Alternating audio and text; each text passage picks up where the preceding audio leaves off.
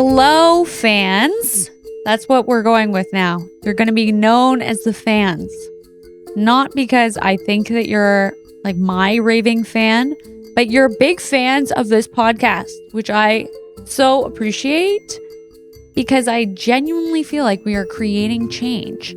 Because the more that we have these conversations around what's going on in the fertility industry, what we need more of, what we need to discuss more of when it comes to like women's health generally, the more change is going to actually take place.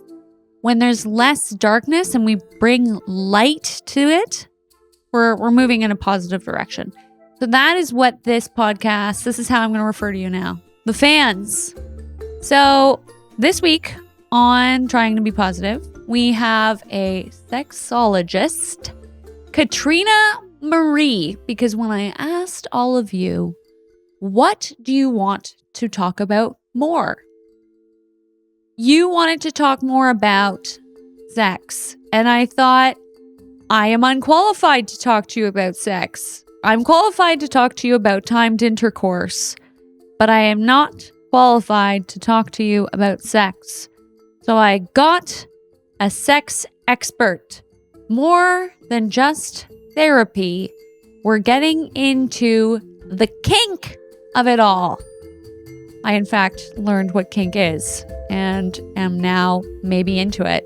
I don't know. We'll find out. Thank you so much for listening this week. I hope you enjoy it.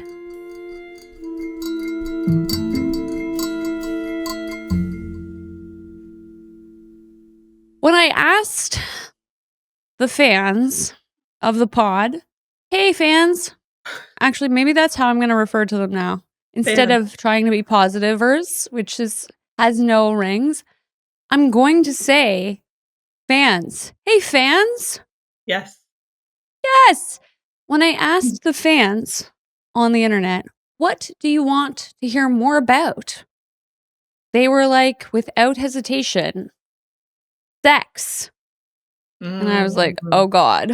And I was like, well, that's not going to be a solo episode unless it's a solo episode about being solo with yourself at home, learning about pleasure. Yeah. Now people are guessing, what does she do? What does she do? And how will that help me have a baby? Oh my goodness. So, yeah, this is a tee up for you. Tell us, Katrina Marie. Yeah. What do you do? Well, I want to start with this piece of like, a conversation about sex. How do we have a conversation about sex in the fertility world? And it really being, there's just like a big sense of avoidance, I feel, among womankind about sex and pleasure, especially inside of long-term relationships, that have the added stress of dealing with fertility or young children. Like there's just a real negative attitude about pleasure and sex, I would say, across the board. And we don't tend to deal with this part of our lives until it is ruining our lives, whether we're fighting about it all the time with our partner, whether we're going through an identity spiral around like hormones shifting. Who even am I anymore? You know, you realize you've been like giving all of the time. Like, do I even know how to receive pleasure? Like, and then, you know, we can go really existential into it. And then I don't know if you feel like this when you became a mother, and I'm not a mother, full disclosure, but I've been around lots of moms, and I used to be a midwifery student. I've delivered a bunch of babies, but there's, I think, something that happens when you get married and also when you have babies, where you just start tapping into intergenerational patterns around who we are in those roles. Who do I think I ought to be as a mother? Who do I think I ought to be as a wife, a spouse, a girlfriend, whatever? And the stories about sex are some of like the oldest, most painful places in our lineage. And so, of course, we're fucking avoidant about it. Oh, am I allowed to swear on here yet? Yeah, I love it. Okay. Right? Yeah. HBO, baby. HBO. Podcast. Let's go. Yeah, so I just want to acknowledge for anyone out there who feels avoidant around sex that it makes sense that you're avoidant around sex. So, um, yeah, so When who you say avoidant, do you Mhm. mean like you're awkward, you're vanilla, you just don't want to talk about it unless it's part of the equation of fertility? I don't wanna say that everybody is avoidant. There's probably all sorts of, like, freaky people out there as well who are, like, super sexed up, about either in life in general, or they're coming into a new wave of that with their hormones changing, or, some people get really horny by stress. Some people, their arousal process and their libido, and that's such a clinical term, and we could have a whole conversation about that, but desire, if we just replace libido with desire, you wanting to have sex, if we can like take the medicalization out of it, and just think about libido as like you want something. And yeah, yeah, we can have a whole conversation about that. But all of that Let's have a full conversation about that. okay, right now? Yeah, Okay. dive in. Okay, yeah, libido. I feel like the biggest question I get, so I'm technically a sexologist. I have a degree in sexuality studies. I study sex. I'm fascinated by pleasure. I'm always like learning from people, taking courses, studying, having mentors, etc. And I got into this really after my degree. I wasn't even interested in sexuality really anymore, but I got married, and then my sex drive, and those are in air quotes, completely shut down inside of my marriage. And I thought I got, the full hormone panel, going to acupuncture, doing all of the things to to get my sex drive back, because me and my partner at the time were fighting about it, and it felt like it was really ruining my relationship. And Prior to marriage, though, did you have a relatively high desire? I was so young when this was happening, Yeah, that I think I was moving so quickly that I didn't even have a sense of a baseline of what my normal libido or normal desire was. And the thing that I right. also didn't have was a sexual relationship with myself that had any sort of recognizable baseline. So, who I was as a sexual being was in response to what partners wanted from me. And I think a lot of us can maybe relate to that, is like, um, it's we have responsive desire style. It's not so spontaneous where you wake up and you're like, "Rawr," like, give me something, need to get some dick, like lots of Never. women, they're not, yeah, like I would say I have never had that thought really in my life.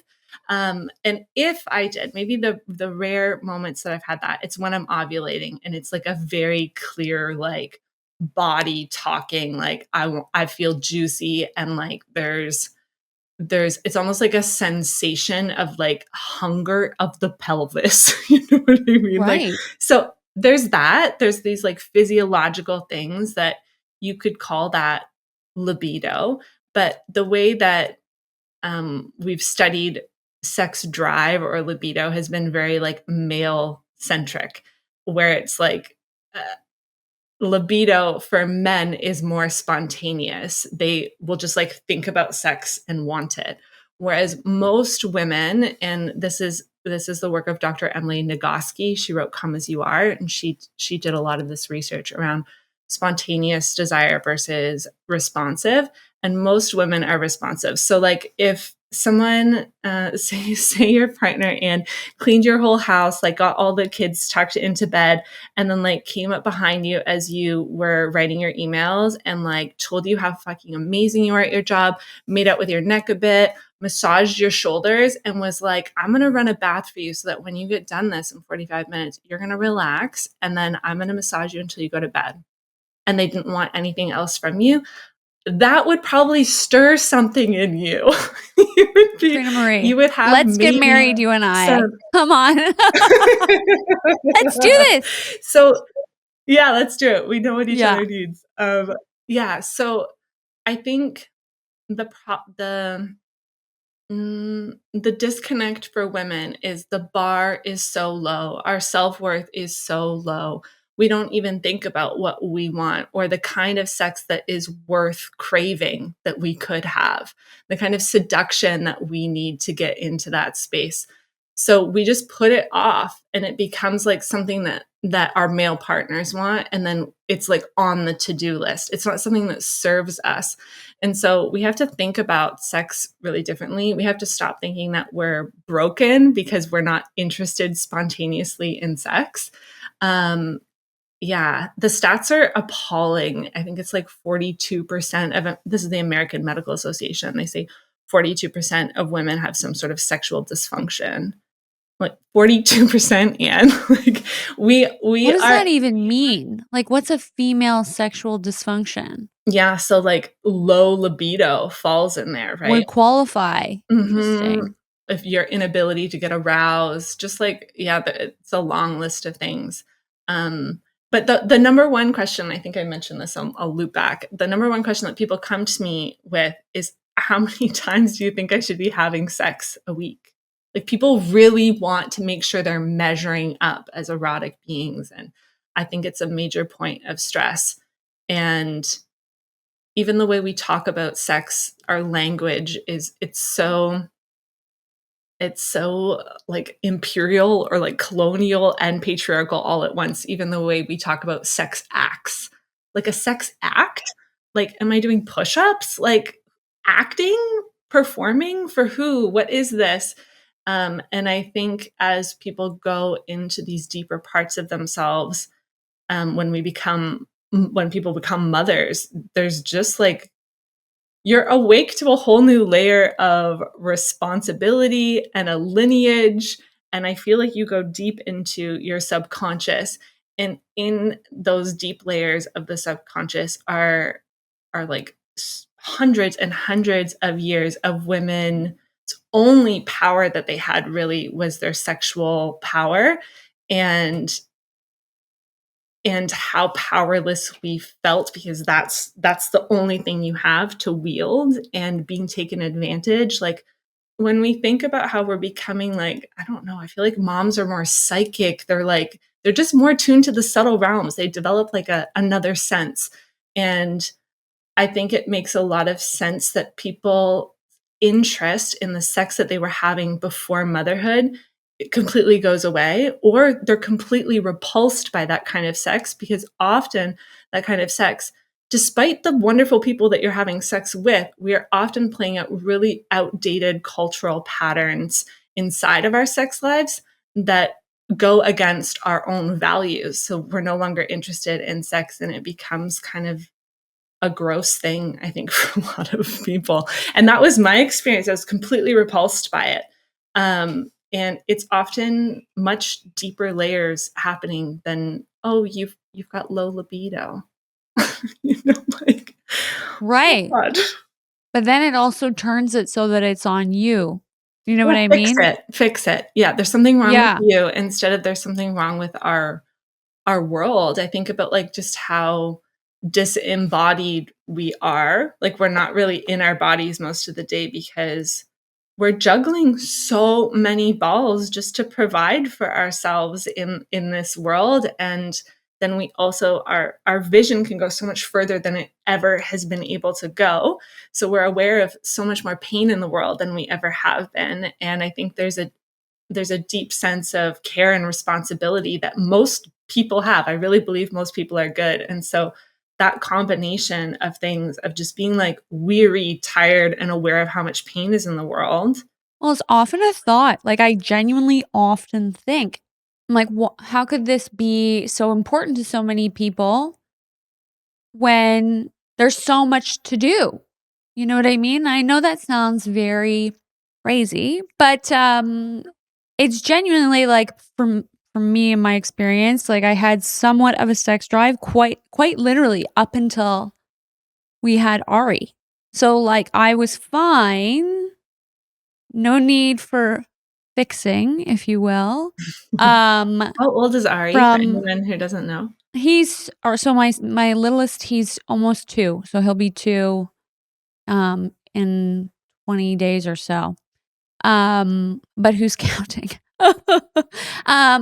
But before that, like I routinely had a purpose for having sex, and so therefore it fit into my day. And I could even make a real effort at it because I was like, there's a purpose for this, The purpose as being what? opposed to because I was trying to get pregnant, I was trying to have kids, and because also they when I had my ovary removed and my surgeon had a heart to heart with me that I was gonna have a hard time having kids, it became like a sole focus in my brain, even at the age of 18, that I had to, like, put my life on fast forward so that I could get married quickly and have children as soon as I possibly could because that was something that was important to me.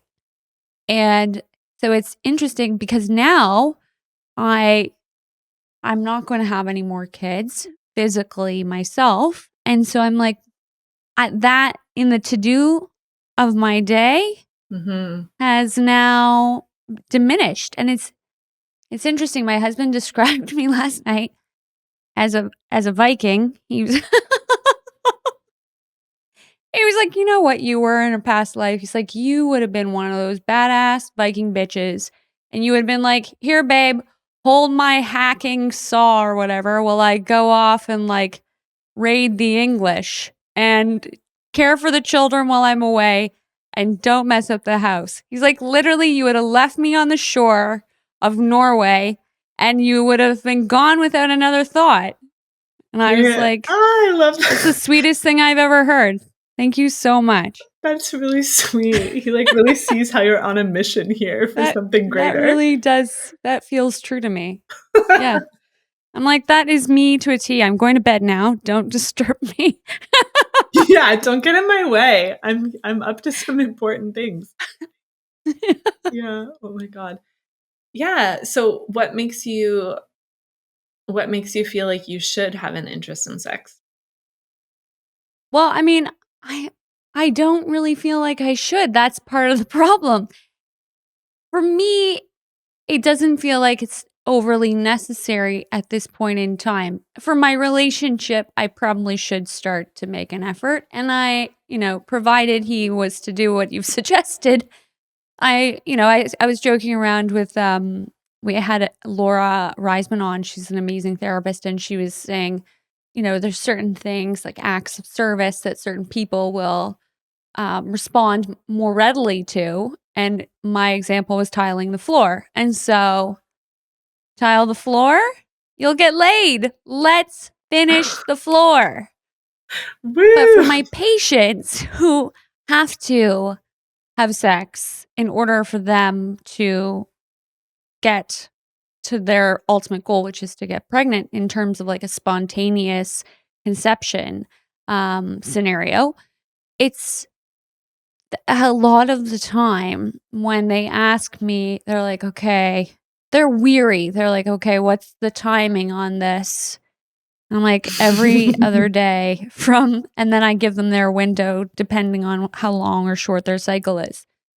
And they are almost predictably, like, so fatigued before it's even started. And so I'm like, I recognize that fatigue, but not as much because I felt like there was a reason for it. I was like, okay, well, this is purposeful. But this is all like it's a broad conversation. This is obviously just like a snapshot into like my life and my practice and the people that I help. Um, but I'm certain that if you were to look at it as like a microcosm, it would be probably repeated on a broader scale. Unless we're just like a really weird population over here. Well, no.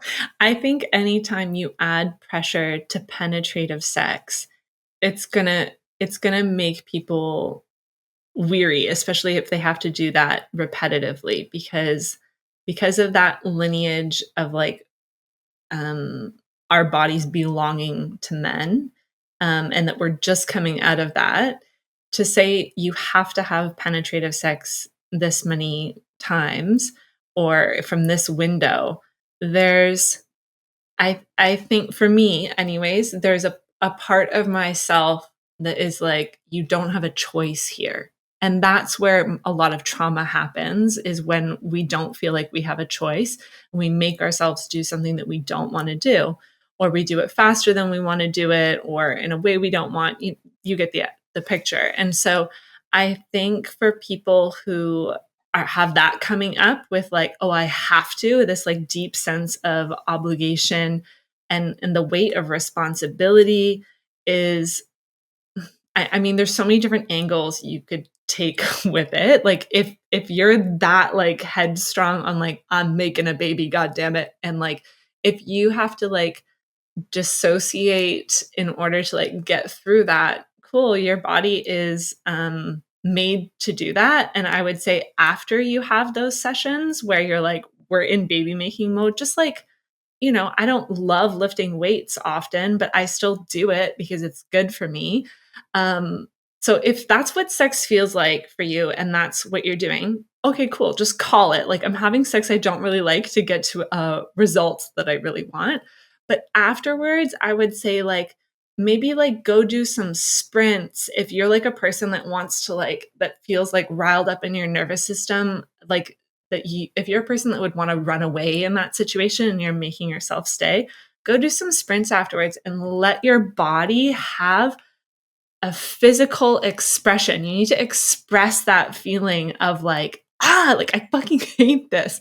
If you're like a person that feels angry about the situation you're in, go into like a forest if you can find it and find like some dead sticks and like snap them really hard, or like go to the water where there's rocks and chuck rocks. But you need to have an embodied expression of these frustrations that are happening in your body, because otherwise it's going to stay in your body, and that is like not an ideal state for getting pregnant, just like racked with stress. So one, I just want to say, like, you don't need to become a sex goddess of pleasure in order to keep wanting to have sex or to improve your experience that you're having right now. So if you're feeling pissed off, weary, sad about having to have more sex than you'd like, just want to validate that, and like it's okay, and you can take care of yourself and schedule in aftercare because you're doing a thing. And I think try not to build too much story around it where you're like, oh, I'm having terrible sex, I don't even like my partner, like what's, like the stuff that you can get in your head. See if you can just be like, I'm going through a hard time right now, this is not normal, this is an extenuating circumstances, and we're doing the best that we can. I would focus on caring for each other, really make your needs known. Like, do you need more affection during this time, or do you need them to be like respecting your alone time? Like, and just be communicative and know that you're in like an isolated kind of experience. So that's like the first scenario.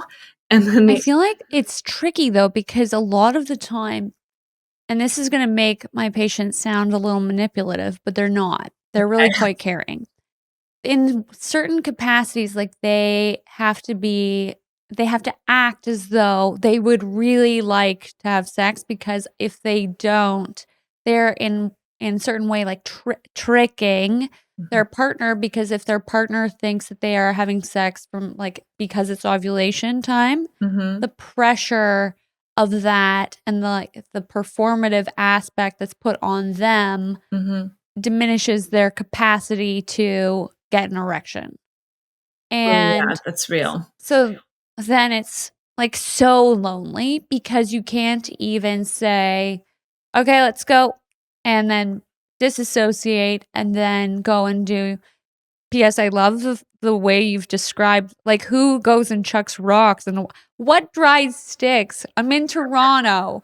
I like, what are you talking about? Like, go to a Your park, they'll be like, Victoria dreamland. I know, I've lived there, but I'm like, I'll go pick up some garbage and like throw it on the local cars that are being broken "Oh, into. oh my god." Yeah, I'm dead. Beat up a pillow or stomp Yeah, your punch a feet, you know? pillow. Yeah. Yeah, I love all that. But in terms of like hiding that aspect so that you can then, like, I guess, spare them? Okay, this is good. There's like okay, you could do like a problem-solving thing with your partner and just be like, "This is friggin' stressful and neither of our bodies are functioning the way that we want them to. So, like, time to MacGyver." And this is how we learn from queer people who have been solving and making it work with whatever's available forever. So shout out to all the queer people. But if your partner's having trouble with erections because of the pressure, just like you're having trouble showing up and enjoying yourself, like if you can both get on the same page and have an open conversation about how the stress is impacting you and be like, how can we make this work? Um, so the first thing that comes to mind is mutual masturbation. That's like a much safer thing. And the timing probably has a little bit more flexibility, um, where as long as they can feel safe and maybe they need to go, like, be on their own. Maybe you don't like, maybe that's the thing that's adding pressure, but even just asking the question, like, "What would make this feel like less pressure for you? How can we get into this?" Um, and You to mean then using, like, a Moisey cup? yeah, like Do you know what I mean? yeah, like, Like those turkey baste Moisey it. babies? So Yeah. you can exactly, you can baste. Yeah, or, like, put it in a diva cup and then put your diva cup in against your cervix and, like, legs up the wallet or something. Right. So I think just normalizing it is probably more helpful than trying to, like, perform this dance, this, like, illusionary thing because like you said, you end up feeling so alone in it. Um, and I think the more safety you can create for your partner to be their imperfect, stressed out self, the more your bodies will actually be able to relax into doing it and like knowing that maybe the first little bit is just going to be rough and to not add drama to those first 2 3 days of trying, and just being like, this is just part of the process, and be like really tender with each other and like affectionate, I would say. um So not tricking. I would recommend not tricking them. Yep, I would recommend that because Okay, you're trying to okay. create intimacy, right? It's just like people who are This is freaking. much better advice. This is why I get expert opinions Thank because I'm God. like, "Yes, trick them.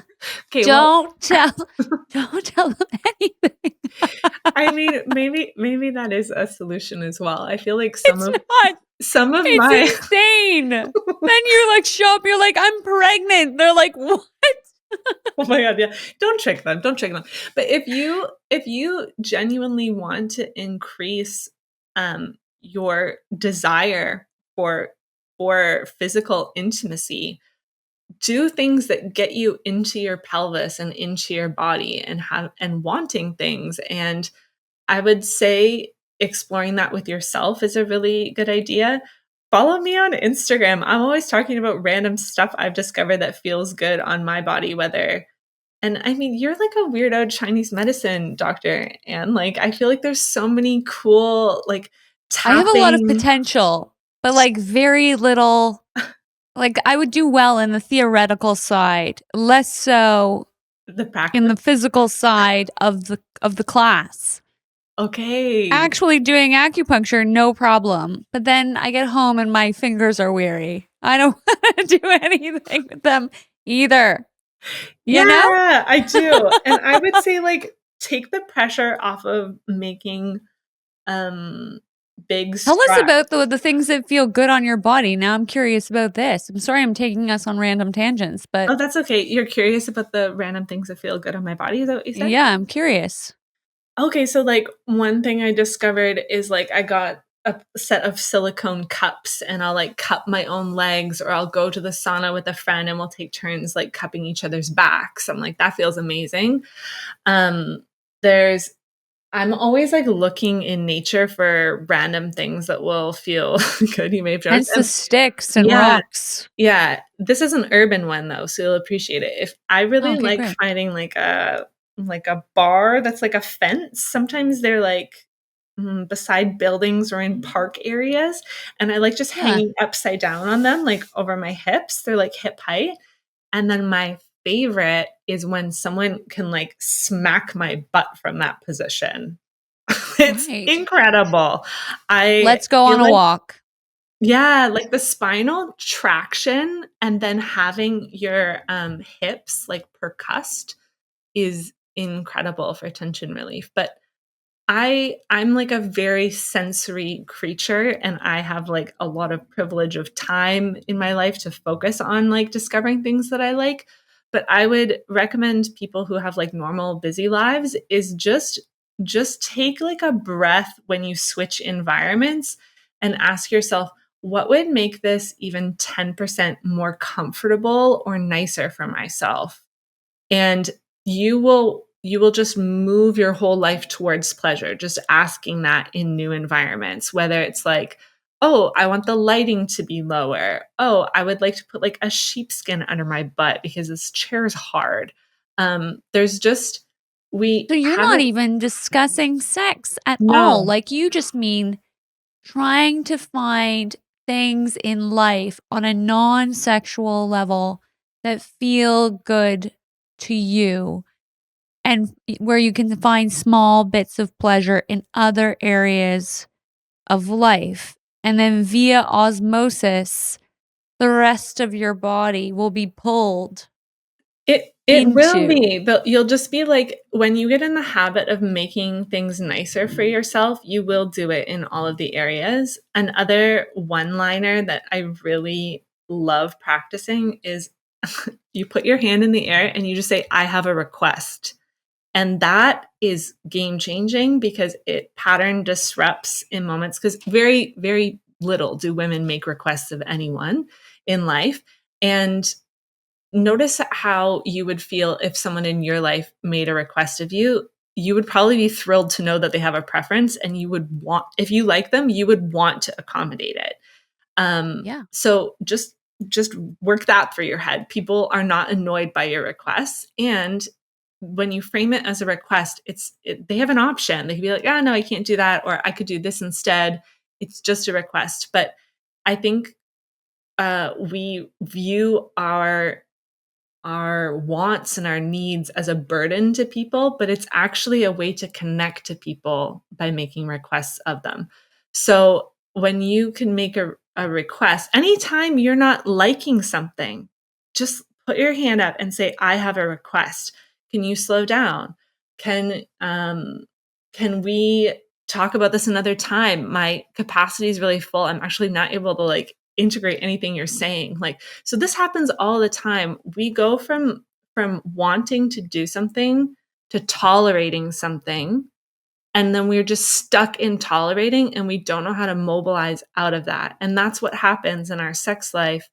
And and that's when people start faking orgasms or telling their partner like, "Oh, you look so hot, like come for me," because they want it to be over, but they're tricking their partner into thinking they are finding them hotter, like instead, can we actually say, "I have a request," and ask for something that you want? How would you frame that? I have a request. I want you to hurry up. Yeah, "I have a request. I'm actually done here, but I'm still here for you. What do you need from me?" And what would happen though? I feel like they would just be like, Like well, that's it. mid-sex, if that happened? Yeah. I mean, I've done this before. One, you're gonna feel so strange because 'cause you're rewriting history, like entire lineages Yeah. when you stop things that you don't wanna be doing. Um, if you're feeling like Jedi level and you wanna, like, sandwich it into, like, a compliment sandwich, just being like or just an affirmation of like, "I love you. I You're my favorite person to do this with, and I'm just done right now. We gotta stop." And if you can also just understand that they might have their own things to process about you sharing the truth of where you're at and give them space for that. And if they're really struggling with the truth of who you are, see a therapist together. But you need to be real with the people in your life because sex is about connection and intimacy. And when we are using it to hide, it's not going to feel hot because the thing that makes sex hot is feeling like deeply connected for most of us. So yeah, you can make a request and just be okay with things being awkward, because either things are going to feel like a little awkward and maybe their feelings are a little hurt and they're a little confused, or you are adding more proof to the pile of sex is not for you and men's feelings are so fragile that you have to pretend you like things you don't like. And you're building proof for that pile. And that is not a world I want to live in. And that's like also really rude to your partner, because your partner cares about you and wants you to be having a good time. You being genuinely turned on is what turns them on. That's why when we lie to them and we're like, that's so hot, that's why it makes them come, because they think you like it. And so find things that you actually like, because you loving things is what turns them on. Isn't that the sweetest thing? So find things that you genuinely freaking love and ask for them. Right. But what if Right. like, that's all very good. And I fully appreciate it. But what if I mean, we can't request in the fertility world. I mean, we can. That's not fair. We can request that they stop. But we also are like, not to sound psychotic again. That should just be my new segue. We require their You need sperm. sperm. We need sperm. So we can't be like, I request you stop. It's like, no, they must carry forth to finish. A lot of people are getting like a major reality hit while they're going through this process, because they're coming up against the walls of like, oh, maybe I don't like this person, or maybe we don't know how to talk to each other. Maybe I don't know actually how to turn this man on, or how to make him feel safe. So you're just you're getting a whole lot of information about where you're at as a couple. Right. And I think you can put the Band-Aid on, and that's why I was saying I don't think it's terrible advice that you're giving people to fake it, because if you're in this window where it's like, okay, we need your sperm right now in this tiny window, we don't have time to go to therapy and fix our relationship that, will probably take 2 to 3 years to get in the right position to make this making a baby thing feel amazing. And to those people, I say, do you really want to add a baby into your life when you have a relationship what where you if don't it's even know how to talk to it each feels other? like that now only because they've had to do it for so long. Do you know what I mean? Like, we're now at year 2. We don't have like a high AMH, and so IVF isn't an option. And this is our only option. Reframe. What's your position on taking breaks from trying? No, I encourage it. I encourage it all the time, but patients don't want to take breaks because of the way the fertility is pegged in, like, in the fertility industry. It's like time. Everything is very time sensitive. Unless your fertility doctor has to go on vacation, and then you have all the time in the world.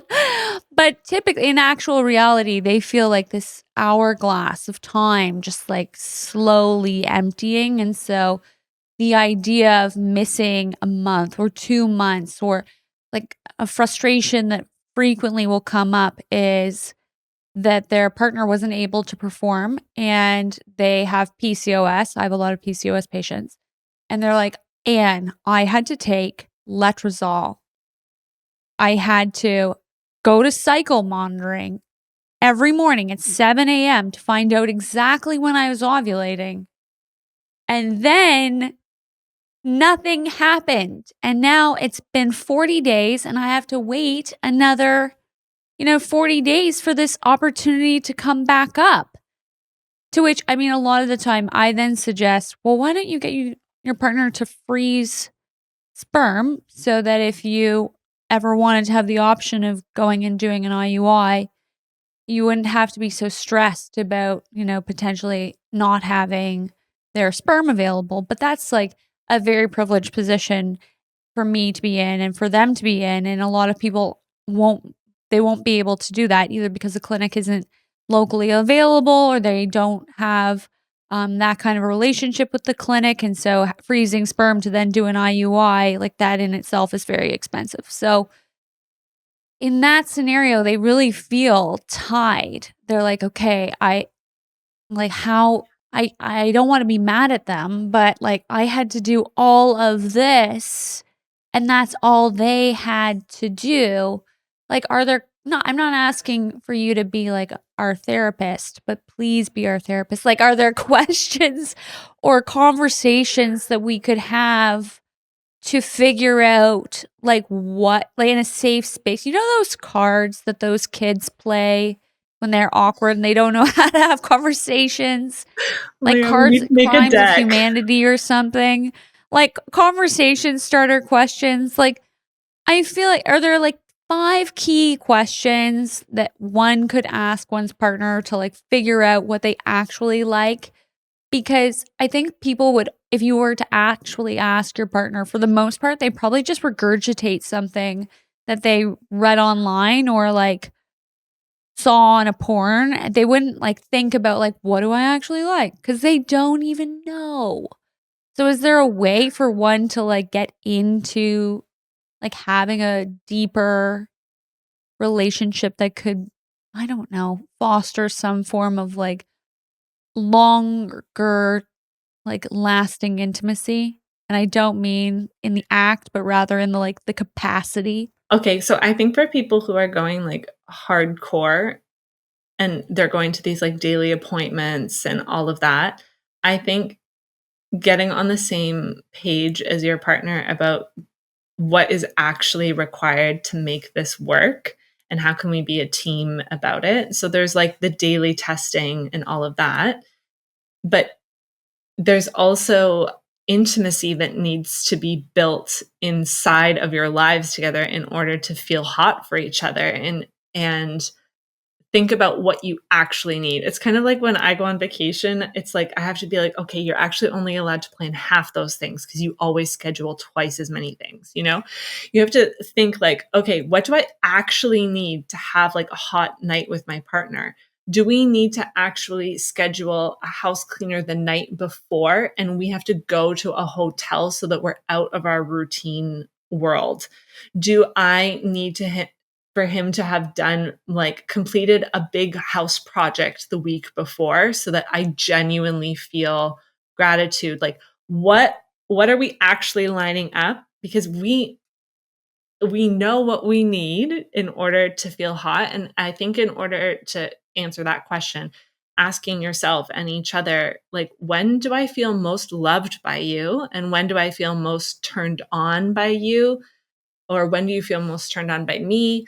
Um, Like, I feel like I know my husband very well from a personality standpoint, and, you know, mhm, we've been together now for 10 years, so, like, I know him relatively well from, like, a sexual standpoint as well.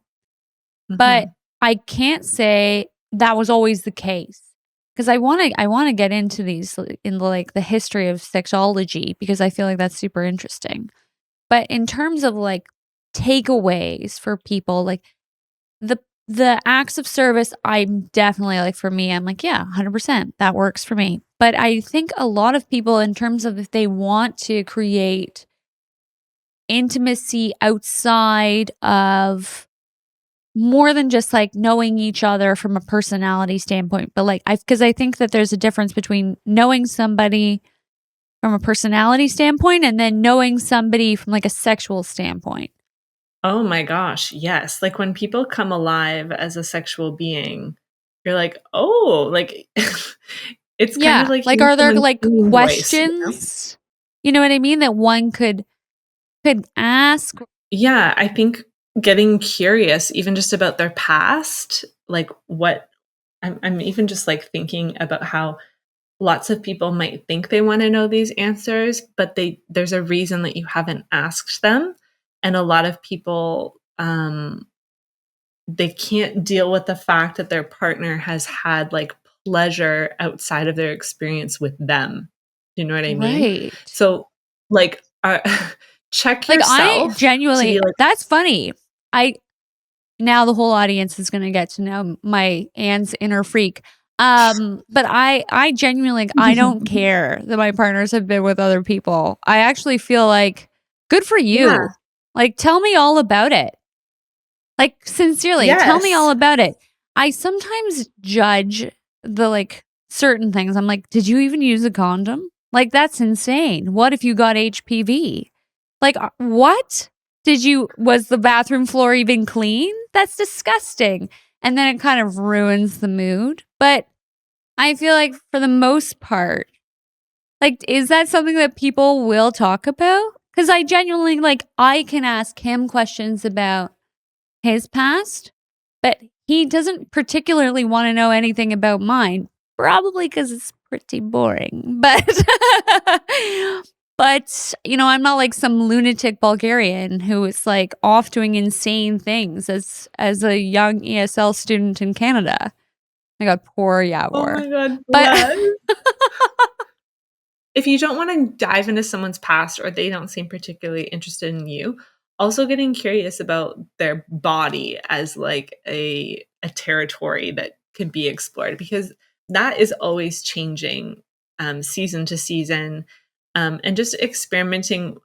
If you can have a like an explore play session, like information gathering session outside of like we're fucking session, that will really inform the other, because some people don't blend those things well. They're like, once they're right. in like I'm having sex mode, it's kind of like a roller coaster you get on, and it's like a ride. So if you find that your partner's not able to like switch gears and like be curious and like stop for a chat, have a snack, like if that's not the kind of sex that you're having, then see if you can schedule just like a curiosity hour with each other. Like a And you discovery can even call. be yeah, like a discovery call. Even to just be like, okay, if you think about sensations, you could think of like the elements, like air, ground, earth, fire, water. Think about those sensations and how those could translate into touch, and just try them on each other, as neutral as like arms or hands or face.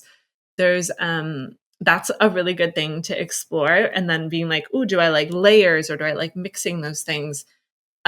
There's a quiz that you can do called the Erotic Blueprint, and it's a free quiz, I'm quite sure, made by this woman, Jaya. Her email marketing is a bit aggressive, so just like unsubscribe as needed to get like, you have to get the Yes. answers to the quiz. But that is really a fascinating thing, and you can both take the quiz. There's 5 blueprints. One is sexual, and that's like when like genitals turn you on, watching porn would turn you on, things that are like extremely like overtly sexual. There's sensual, where like environment is really important to you, and like having layered sensory experiences be part of it. That's really important. Would The that be shadow like side of that is like music? Like, what are examples of layers? Because when you said earth, wind, and fire, I'm like literally picturing my lighting Yavor on fire and then putting him out with water and being like, what do you think now? no. So okay, should we get like a little explicit just to make it fun? Yes, please. Please help So if me. you think of So if you think of like water being a touch sensation, so that could be like lots of oil on like a body and like smooth, like you can't, if you're not watching the video of this, it's not helpful, but like using your hands in a way that you're moving like water, on either like, think of like erogenous zones. Like if you can get genital adjacent, everyone feels a lot safer, and it's really nice to cultivate some genuine want of genital contact, instead of like premature genital contact ruins everything, especially for women. So like start with thighs and move to inner thighs. Another thing that can really help is, and borrowing this kind of from like the kink space, is just like a red, green, yellow situation. A lot of people have a hard time talking while they're getting sexy, but if you can muster out just like a red, green, yellow thing, and your partner can also ask it as a question like green, like if they're not certain where you're at with something, that's just good, so that you're communicating during, because that's going to help you get out of those tolerating phases and back into wanting phases where you're like open and receptive. So yeah, that was the water example. Fire could be like nails, like scratches, you know what I mean? Or biting, or a slap, and then maybe like a slap followed by like gentle, like really light. And that could be like the air element. So you might discover all sorts of things like, ooh, I like fire, but only if like warmed up with water and then followed by air. Like, we are just really bad at playing. We're like, this is sex time now, so we're doing sex because it's on the to-do list. And it's like, I don't even know how to That's a enjoy play my by play of body. my life. You were just imitating me right there. But Yeah, are you gotta people get. literally scratching and biting one another? Yeah, they are for sure. Tell me about this And kink space, Katrina Marie. What okay, is so this red light, green light, yellow light? yeah, so I'm people. imagining like some insane stuff right now. And Well, I mean, as a as a touch practitioner, like you're penetrating people with needles. Like, you have a pretty yeah, kinky job, Anne. I'm pure fire. Yeah. Yeah, literally. I've had some pretty kinky experiences with acupuncture, actually. Who are you When going to? I will report them. Okay, I won't tell you because I I'm want them to stay joking. around. I'm kidding. I'm kidding. We Um, kid. no, but I think kink for some people, there's an element that's purely sensation based. Like, I was watching, oh, what is that is it jiu-jitsu or something? I don't know what kind of martial art, but it's one where there's a lot of choking. And they were like Right. presenting evidence about how how choking is leading people to it's increasing their health, it's increasing their blood flow and tolerance of like this certain kind of stress. And I just thought, oh, that's so fascinating because I don't actually want to be choked. Like, I don't want someone to hurt me, but I love deep pressure on my neck, just as a sensation. And so for some people, kink is about sensation. And for other people, it's about the power exchange, or there's like an emotional component to it. There's all different things. When I was talking about like loving being upside down and like having someone hit my ass, like that would be an example of like not even me being upside down, but for me, that's just like a sensory thing that feels good in my body. That's also for wellness. Like, I'm getting an inversion, circulation is happening, and my ass muscles are being released. Like, hello. Right. I'm a bit of like a wellness kink person where I'm like, I want to stack it that way. Or I remember the first time I was doing like massive deep breathing with a partner while we were having sex, and we literally breathed ourselves into a mutual orgasm. It was incredible. So I think kink is a really wonderful way to kind of decentralize procreative sex. And that could probably be a really healing thing for so many of your clients, to explore some of these like sensory experiences that make sex about being in your body and enjoying it again. Lots of people who are into kink don't enjoy pain. I don't enjoy pain until it feels good. And kind of like with acupuncture, I think of like some of the best acupuncture treatments I've had. They've blended it with like lomi lomi massage, or like there's heat lamps above me and my body's been opened to that state. And then when the needles come in, I'm like, that feels appropriate.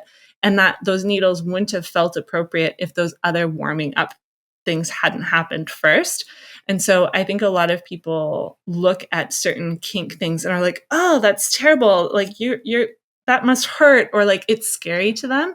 But it's because they don't understand the process of arousal and also stacking sensations that are building oxytocin, and other things happening in the body that make that final thing feel better. And you can like look up, especially if you're in Toronto, there's kink classes. There's an amazing sex educator there, Luna Matatas, who teaches online classes. And you could, spend like $50 and watch like a class on like, I don't know, ass play, or I don't know, hand jobs, or like just get in there with something that would make it feel fun and exciting again. Um, I feel like the work that I do with people is like deeper and slower around like shedding shame and like really repairing your foundational relationship with yourself as a sexual creature. It's like my work is about like, let's be in like a ceremony of reclaiming your sexuality for yourself, which can also be really powerful. But if you're looking to like do something fun with your partner to like reclaim just like the sensory goodness that sex can be, I'd recommend taking look into kink, like try something like that. Any I feel like I've You've just been made it less yapping for a scary long when time. you've described it by like Okay, sensation good. as opposed to, because I was picturing like whips and gagging devices. Even like a yeah, gay I have too much TMJ to even like consider that being hot, I but genuinely like um not interested. You know? Like I feel like women go mhm. through a lot of pain on a regular basis. I don't wouldn't want to add to it, but that's me personally. But when you've explained it Yeah, in other ways as like a spectrum, it makes more yeah, and sense. it's actually like a crafted experience for yourself that involves like a lot of care and specificity from your partner. And so some of those like deeper emotional needs around like effort and high quality attention can also get met in that place. Um, and I think it works for lots of men as well because the kink space is a place where you can get like really technical and nerdy as well about understanding how things work. So it can be, yeah, I also feel like it's a really friendly place where people are like welcoming and you can have more normal conversations about sex, not just for the purpose of procreation. And yeah, there's full range. There's full range. And I think just being around other people who know what they like and are comfortable talking about it is so healing because it's like this weird secret world. And then you're like, fuck, I gotta get the sperm out of my partner, like stat. It's like maybe you can like boost the whole sexuality instead of just like adding pressure to what was. I think if people put the same amount of effort into creating like a curated or a cultivated sexual experience as they do like supplementation, going to acupuncture, going to the clinic, going to, fertility massage, yoga, etc., and so forth, then the whole experience of like actually creating life would potentially, the whole, like from that cellular exchange could even be beneficial. I've been like reading a lot of interesting research on trauma and how trauma is connected to autoimmune disease, which is particularly interesting to me, both as someone who has an autoimmune disease, but also as someone who deals with a lot of unexplained infertility and how those patients, like almost all of my endo patients, and I'm not exaggerating when I say almost all of my endo patients have gone through trauma. They have like complex PTSD, they have like big T trauma, little t trauma, and then they have endo. And it's not surprising to me that they have endo, which is quite literally like one of the mechanisms of the disease is that the macrophages or like white blood cells that are supposed to go and clean up the back, basically like the backflow or retrograde menstrual blood, which has then become endometrial tissue where it's not supposed to be. Instead of that menstrual blood being cleaned up by these macrophages, these endo patients, their macrophages arrive at the site and then start secreting cytokines. So they start like they don't recognize self anymore, which is interesting when you look at it from like an autoimmune like trauma perspective, and how if you're wanting to really get into the complexity of like a disease process, like unlayering to where, and I know a lot of people, I'm lucky in that a lot of my trauma was more linked to like losing my father and watching that demise. I know that that's definitely part of it. Um, but a lot of my patients have like deep-seated like sexual trauma. Like so many patients who were sexually abused or who were um raped, and then it's now playing out later in life in this interesting and horrifying like autoimmune immune response, scary, or has like negative associations to a one where you have more control with this like curation. I think that could appeal to a lot of people. Yeah, your sensory specificities and like having control and choice and just agency in your sex life is gonna be really empowering for you. That line you said about the macrophages not recognizing themselves, your body's not able to recognize themselves. It's like, oh, that broke my heart to see like the microcosm to the macrocosm and just the energetics of that. And when I was talking about trauma before being like the place where you didn't have a choice, the healing happens sexually when you do have a choice and it's for you. And I think it's really it's hard to heal trauma inside sexual trauma inside of relationship where because most of us have been in those traumatic situations, and I speak also as as sexual trauma survivor, because there are ways that we're not able to recognize that we have choice in situations, so we stay in places that we didn't want to stay because we and there's also like deep violent sexual things, and this is not me like blaming victims. I'm just saying that the choice piece is really huge, and because we have been trained as women, conditioned as women to be people pleasers, which is, why we're giving them compliments and asking them to come for us because we want them to feel good. So we have to like trick the situation to always be trying to smooth things over, making it for them. And so to reclaim your sexual existence just for yourself is so empowering for trauma victims.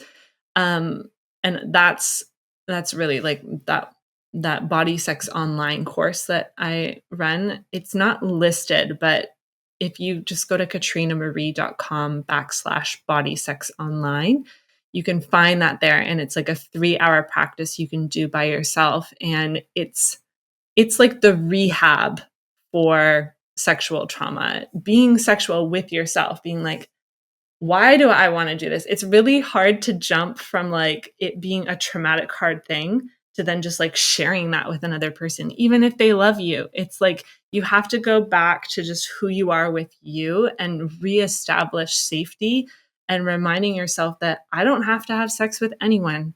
I exist for myself as a sexual being, and that we can generate that. It's not like something that's happening to us.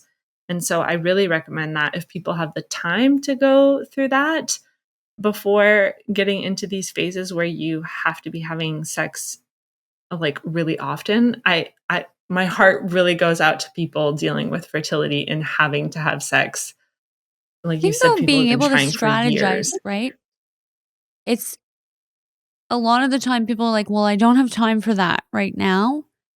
And then my number one line is always like, "You didn't think you had time for X, Y, and Z 4 months ago, and now here we are."